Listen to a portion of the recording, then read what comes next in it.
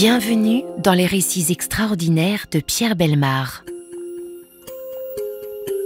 Un podcast issu des archives d'Europe 1. L'été, on rencontre fréquemment de jeunes Américaines en voyage. Elles sillonnent l'Europe, l'Afrique, en autostop le plus souvent, et le Moyen-Orient quand la situation le permet. Elles n'ont pas beaucoup d'argent, mais elles veulent tout voir, la Tour Eiffel, Notre-Dame, les pyramides, le rocher de Gibraltar, dans l'ordre ou dans le désordre, et à n'importe quelle condition. Au bout de 3 mois, de 6 mois, de 12 peut-être, leur beau voyage effectué, elles rentrent sagement aux États-Unis et reprennent leur travail de dactylo, de standardiste ou de fonctionnaire. Les existences, comme les automobiles, les maisons, les cuisines ou les menus aux États-Unis, sont standards.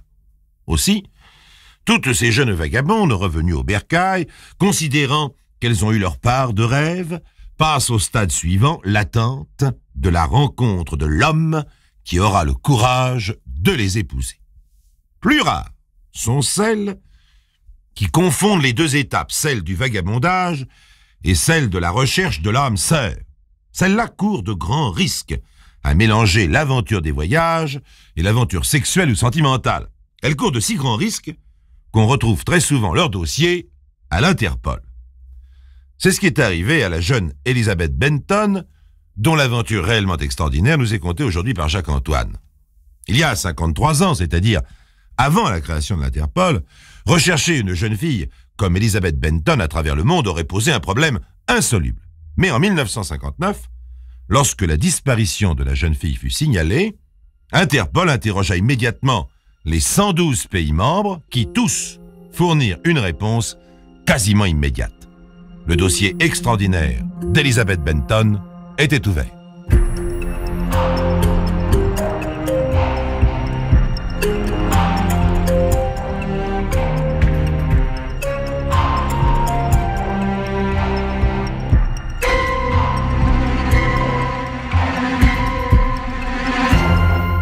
Elizabeth Benton, 22 ans, grande, blonde, très jolie, ne manque pas de conversation puisqu'elle est universitaire. Lorsque le désir de voir le vieux continent la saisit, elle quitte l'université, prend un emploi qu'elle n'aime guère dans une firme publicitaire de Boston, s'astreint pendant 1 an à des horaires très stricts, sans le moindre absentéisme, pour économiser les $1000 nécessaires au voyage. $1000 même en 1959, cela ne permet tout de même pas de visiter l'Europe et l'Afrique. Aussi, dès qu'elle débarque sur le vieux continent, Elizabeth Benton, qui ne fait pas d'autostop, achète un vieux scooter avec lequel elle franchit d'abord les Alpes pour visiter l'Italie, puis l'Autriche, puis elle revient à Paris via l'Allemagne. Tour Eiffel, Notre-Dame, Sacré-Cœur, Louvre, et la voilà repartie vers le sud. Elle écrit à ses parents, Monsieur et Madame Edward P. Benton, d'Ogdensburg, dans l'État de New York, une carte postale du Maroc, puis, plus tard, une autre, indiquant qu'elle a regagné le sud de la France. Ils sont inquiets, bien sûr, mais après tout, Elizabeth est majeure et tellement d'autres Américaines font actuellement les mêmes voyages que pourrait-il lui arriver. Elle risque certainement moins de se faire assassiner sur les routes d'Europe qu'en se promenant seule de nuit dans les quartiers chauds de New York comme Harlem ou le Bronx. Un ami d'Elizabeth reçoit une lettre dans laquelle elle promet de donner bientôt son adresse. Voici le texte. « Je t'enverrai ma nouvelle adresse dès que je connaîtrai ma prochaine étape. J'ai abandonné mon scooter au Singe de Gibraltar et je m'embarque demain sur un yacht pour Casablanca. Mais nous n'y resterons pas assez longtemps pour que tu m'y écrives. Si j'ai toujours le pied marin, le capitaine m'emmènera peut-être jusqu'à Tahiti et enfin en Orient. Je réalise mon rêve, je t'embrasse. » Fin de la lettre. À un autre ami, elle écrit une version légèrement différente du même projet. Voici le texte. C'est un peu insensé de ma part d'avoir accepté de faire pratiquement le tour du monde avec un homme que je ne connais que depuis 24 heures. Mais tant pis. Nous levons l'ancre demain matin. J'ai déjà visité le Maroc, c'était merveilleux. Nous y retournons et après, ce sera Tahiti, j'espère. À bientôt. Fin de la lettre. À ses parents, Élisabeth indique simplement qu'elle ne roule plus en scooter et qu'elle s'est engagée comme premier maître sur un yacht. Rien de plus. Il ne reste aux malheureux parents qu'à partager le lot de bien d'autres, attendre. Mais ils ont un point de repère, le 25 novembre, jour où les États-Unis célèbrent le Thanksgiving, une de leurs fêtes nationales. Celle-ci a surtout un caractère religieux et jamais Élisabeth n'a manqué, où qu'elle soit, d'envoyer une carte à ses parents à cette occasion. Mais cette fois, et pour la première fois, elle n'écrit pas. Aussi, le 1er décembre suivant, au comble de l'angoisse, le père d'Élisabeth alerte non pas le poste de police locale, mais son congressman, c'est-à-dire, c'est comme s'il alertait en France, son député. Et le député, ainsi qu'il l'avait promis lors des élections, une fois n'est pas coutume, s'occupe très sérieusement de ses électeurs. En moins de 24 heures, il a fait les démarches nécessaires, non seulement auprès du FBI, mais également auprès du département d'État à Washington, l'équivalent de notre ministère des Affaires étrangères, et il a même demandé à des amis européens d'alerter leur propre police. Cette dernière démarche est inutile, puisque chaque fois que le FBI se trouve confronté à une affaire internationale, il transmet les renseignements nécessaires à Interpol. C'est alors que les enquêteurs sont avertis par James Davis, l'un des camarades d'Élisabeth, qu'il vient de recevoir une nouvelle lettre. Celle-ci est arrivée avec un retard inexplicable, puisqu'elle est datée du 14 octobre. Elle a été postée à Casablanca. Voici le texte de cette lettre que les enquêteurs étudient avec soin. « Je pense, écrit Élisabeth, je pense me rendre à Las Palmas où tu pourrais m'écrire. Fais-le tout de suite, bien qu'il n'est pas impossible que j'y passe le reste de mes jours. Je dois en effet quitter le yacht, et je ne sais vraiment pas quoi faire. Peut-être trouverai-je un autre bateau. De toute manière, voici l'adresse.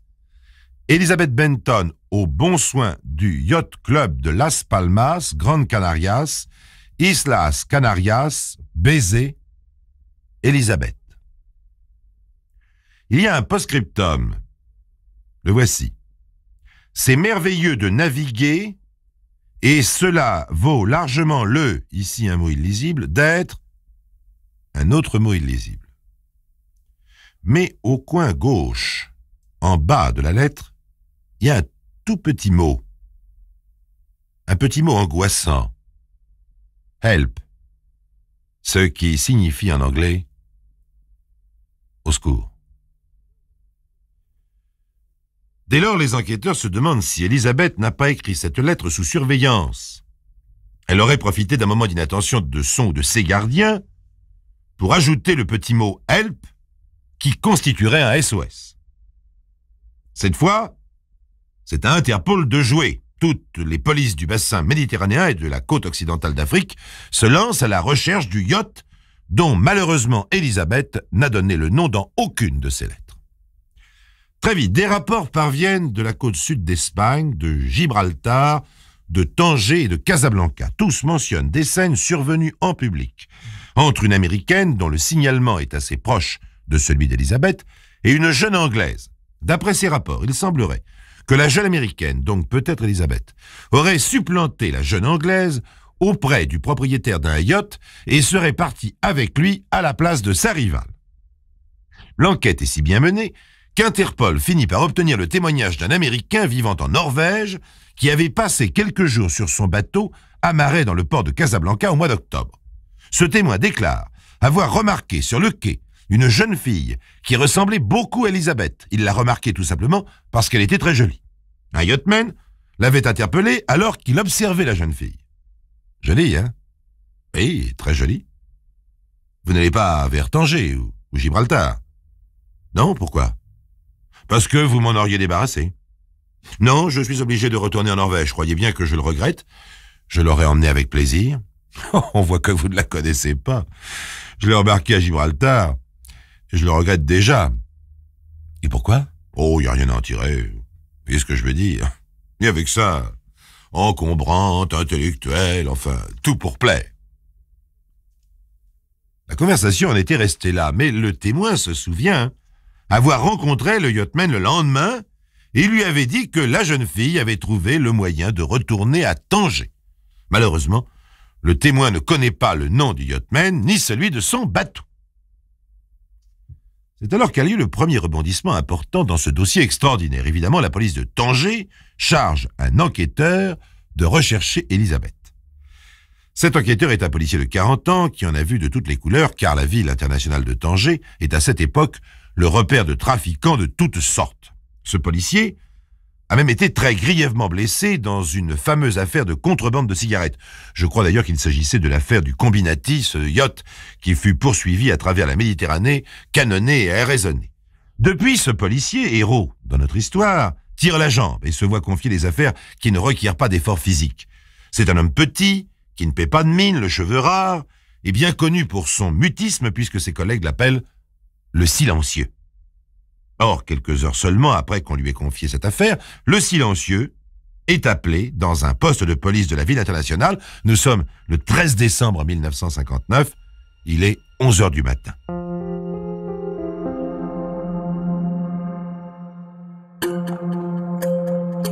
Les récits extraordinaires de Pierre Bellemare, un podcast Europe 1. Dès qu'il entre dans le poste de police, le silencieux est mis en présence d'un berger qui vient de découvrir dans la forêt qui longe la banlieue de la ville un sac de jute. Dès qu'il aperçut le sac, le berger a compris qu'il contenait un cadavre. « Comment l'avez-vous compris » demande le silencieux. « On devinait le corps, même à 10 mètres, » explique le berger. « Alors comme ça ne bougeait pas, j'ai ouvert le sac, voilà, c'est tout. » Bien entendu, le silencieux demande à voir le corps. Le visage de la jeune fille est méconnaissable, probablement déformé à coups de poing.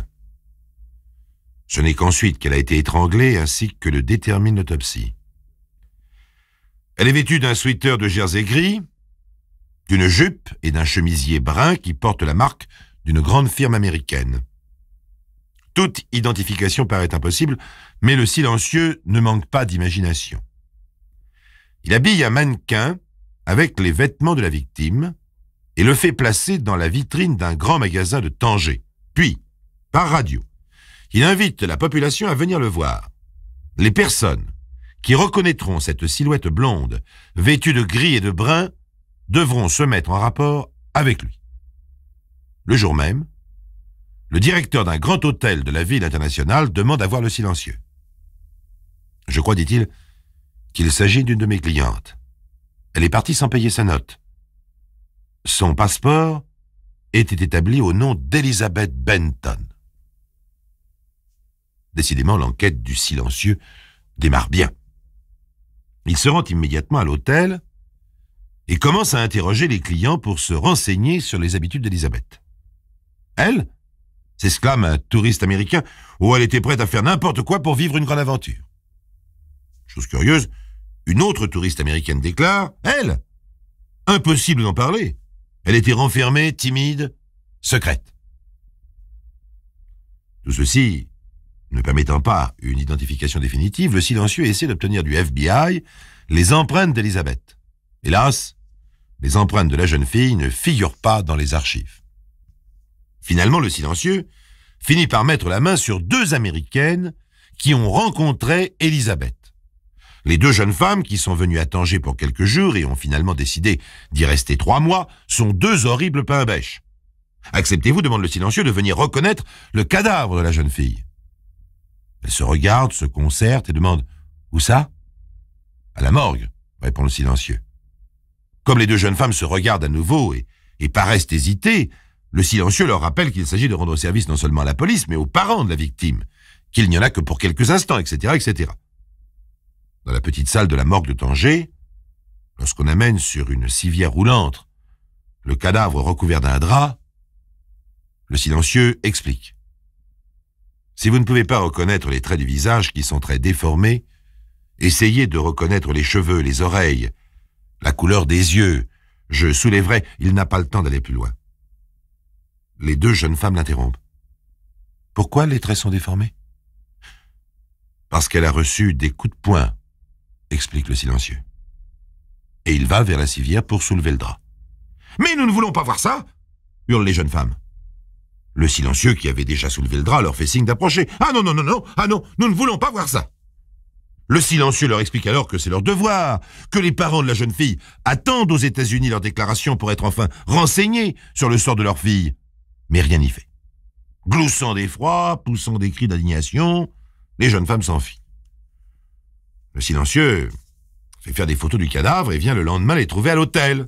Elles refusent de coopérer et lorsque le silencieux leur met de force les photos sous le nez, elles ferment les yeux. Comme il n'existe aucun règlement pouvant les contraindre, le silencieux est obligé d'abandonner. Alors il se rabat pour l'identification sur une boucle d'oreille qu'il a trouvée dans la chambre qu'Élisabeth aurait occupée dans l'hôtel et après laquelle est resté accroché un cheveu. Il le compare avec ceux du cadavre, ce cheveu, mais il ne correspond pas. D'ailleurs, il n'est même pas certain que la boucle d'oreille trouvée sous le lit ait réellement appartenu à Élisabeth. Enfin, le silencieux finit par obtenir un témoignage curieux du barman de l'hôtel. Ça se passait un soir, déclare le barman. Il n'y avait presque personne dans la salle. Mais j'avais remarqué tout de même un client de l'hôtel parce qu'il était très roux. Je l'avais déjà vu plusieurs fois, il s'appelle William Moore. Il était dans un coin isolé et il lisait le journal. Brusquement, j'ai observé qu'il était en train de défaire lentement sa ceinture.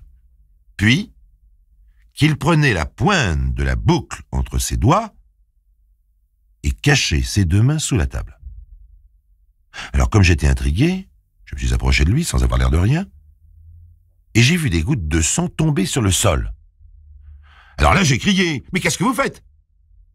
Il venait de se percer une veine du poignet. Évidemment, je lui ai fait boire un coup, je lui ai dit que rien ne méritait qu'on se suicide, et finalement il a accepté de se faire soigner. Cela se passait quel jour, demande le silencieux. Le 14 décembre. Le silencieux se fait apporter le journal du 14 décembre. C'est celui qui relate la découverte du cadavre d'Élisabeth par le berger. Le silencieux finit par retrouver William Moore dans un hôpital de Tanger où il est soigné car la blessure qu'il s'est faite a provoqué le tétanos. Moore refuse de parler, mais lorsqu'il sort de l'hôpital, le silencieux l'interroge pendant 3 jours sans interruption.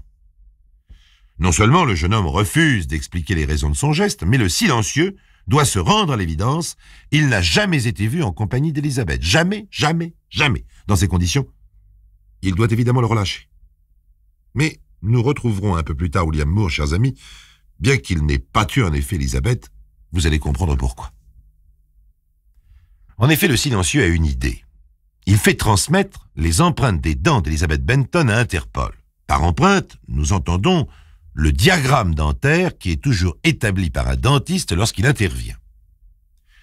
L'université de Syracuse, où Élisabeth a étudié, fournit les renseignements nécessaires pour qu'on puisse retrouver son dentiste. Et enfin, l'on peut comparer les 2 empreintes. La jeune fille, dont le cadavre a été découvert à Tanger, n'est pas Elizabeth Benton. Comme vous le voyez, chers amis, il s'agit bien d'un dossier extraordinaire. Mais loin de se désespérer, le silencieux s'acharne. Et peu de temps après, il reçoit la déclaration d'un employé de la bibliothèque américaine de Tanger. Voilà, dit celui-ci, il y a quelque temps, une jeune américaine est venue emprunter plusieurs livres chez nous et elle ne me les a jamais rendus. J'ai été les réclamer à son hôtel où l'on m'a répondu qu'elle était partie sans emporter ses bagages. Dans ces conditions, je crains qu'il ne lui soit arrivé quelque chose. Comment s'appelle-t-elle? Elle s'appelle Barbara Helen Müller. Et le bibliothécaire décrit la jeune Barbara, et le silencieux croit entendre décrire Élisabeth. C'est exactement le même type de jeune fille, grande, mince, blonde, vêtue simplement d'à peu près les mêmes sweaters, mâchant le même chewing-gum, trimballant les mêmes bagages. L'enquête du silencieux établit que Barbara avait 19 ans, qu'elle était la fille de monsieur et madame Henry Müller de New York et qu'elle était arrivée au Maroc via les Açores. Il découvre alors que les pistes de Barbara et d'Élisabeth se sont croisées à 2 reprises, d'où les multiples confusions. À Gibraltar d'abord, puis à Tanger. Elles se sont probablement connues, ont probablement échangé quelques paroles, mais elles ne se sont pas liées d'amitié.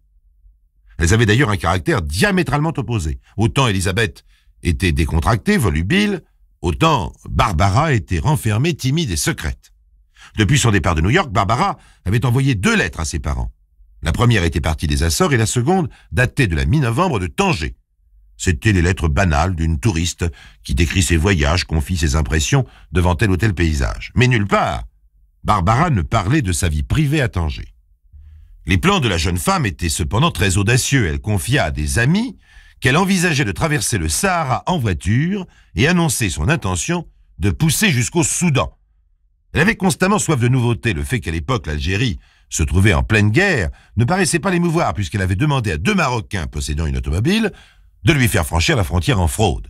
En retour, elle offrait de payer pour l'essence. Inutile de vous dire, chers amis, que le silencieux a immédiatement repris son enquête en direction du jeune William Moore. Or, si personne n'a jamais vu ce jeune homme avec Élisabeth, par contre, on l'a souvent rencontré en compagnie de Barbara. Le silencieux fait alors une perquisition en règle dans la chambre de Moore.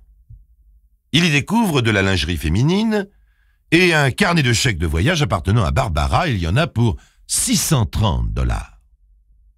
William Moore passe cette fois aux aveux. « C'était une garce », s'écrie-t-il. « Elle venait à peine de me céder qu'elle m'annonçait déjà son départ pour visiter l'Afrique du Sud en compagnie d'un jeune Australien. Alors, fou de colère, j'ai d'abord frappé, puis, comme elle criait, j'ai porté mes mains autour de son cou. Je ne me rappelle plus ce qui s'est passé ensuite. Tout ce que je sais, c'est que j'ai placé le cadavre dans un sac et que je l'ai déposé dans la forêt. » Le silencieux ne croit pas totalement à cette version. Il pense que le vol est le seul mobile du crime. Mais sa tâche est accomplie en ce qui concerne l'affaire Barbara Muller. Pendant qu'il poursuit son enquête sur Élisabeth, Moore est incarcéré en janvier 1960. Il va s'évader au bout de 13 mois en compagnie de 8 autres prisonniers. Ceux-ci seront repris presque aussitôt et Moore, 53 heures après. Il était en train de manger des oranges et du pain sur un terrain vague non loin du consulat de Grande-Bretagne. 1 an plus tard, s'ouvre le procès de Moore. Moore surprendra tout le monde en répondant aux questions en français ayant étudié à fond notre langue en prison. Selon la loi marocaine, l'assassinat avec préméditation entraîne automatiquement la peine de mort, c'est-à-dire le peloton d'exécution. Les jurés se montreront compréhensifs. Selon eux, le geste du jeune homme n'était pas prémédité. Moore sera condamné à la prison à perpétuité. Mais pendant ce temps, que devient le silencieux et l'enquête sur Élisabeth? Quelques jours après l'inculpation de William Moore, le silencieux transmet aux parents d'Élisabeth une lettre d'une madame Jane Van Blercombe qui a rencontré Élisabeth à Gibraltar en octobre 1959. Cette dame dit « L'homme avec lequel elle s'est embarquée est un excellent marin et le yacht est bien équipé pour affronter les pires conditions atmosphériques. Il a cependant, ajoute la correspondante, quelques légers défauts qui pourraient éventuellement provoquer des avaries. Cependant, si pour une raison ou pour une autre, le bateau se trouvait dématé ou s'il perdait son gouvernail, il pourrait continuer de dériver ou même rejoindre un port avec des voiles de fortune. D'ailleurs, ajoute Madame Blercombe, à l'époque où Élisabeth allait traverser l'Atlantique, les conditions atmosphériques étaient bonnes. Ils ont dû très bien s'en tirer, à condition d'avoir emporté assez d'eau potable. Enfin, au printemps 1960, le consul des États-Unis en Martinique répond à une circulaire d'Interpol. Ne vous inquiétez pas au sujet de mademoiselle Benton. Naturellement, le silencieux veut en savoir plus. Alors le consul relate qu'il a reçu la visite du capitaine d'un cargo hollandais qui est entré en communication radio avec un yacht à bord duquel se serait trouvée Élisabeth. La prochaine escale du yacht en question devait être Saint-Thomas dans les îles de la Vierge. Alors le département d'État américain dépêche immédiatement un courrier qui arrive malheureusement trop tard. Le yacht est déjà reparti depuis 2 jours. Le consul américain à la Martinique reçoit une nouvelle information selon laquelle le yacht serait ancré à Antigua dans les Caraïbes. Cette fois, les enquêteurs veulent faire vite et un hydravion des gardes-côtes s'arrache à la mer au large de Porto Rico. Mais en amérissant à Antigua, nouvelle déception, il ne s'agit pas du yacht en question. Ensuite, rien. Le silence. On n'a plus jamais entendu parler d'Elizabeth Benton. Nous vous laissons, chers amis, imaginer la suite que vous préférez. De l'assassinat sexuel à la drogue, en passant par le silence volontaire pour satisfaire un amour désirant vivre caché. Le silence pour dissimuler un geste répréhensible, ou simplement la déchéance, le naufrage, l'amnésie, etc. Et pourtant, si l'enquête est au point mort, on peut dire que ce dossier n'est pas refermé, puisqu'à Tanger, oui, à Tanger, vit un vieux policier si discret qu'on l'appelle le silencieux. Et ce vieux policier donnerait bien quelques années du peu qui lui reste à vivre pour savoir ce qu'est devenue la belle Elizabeth Benton.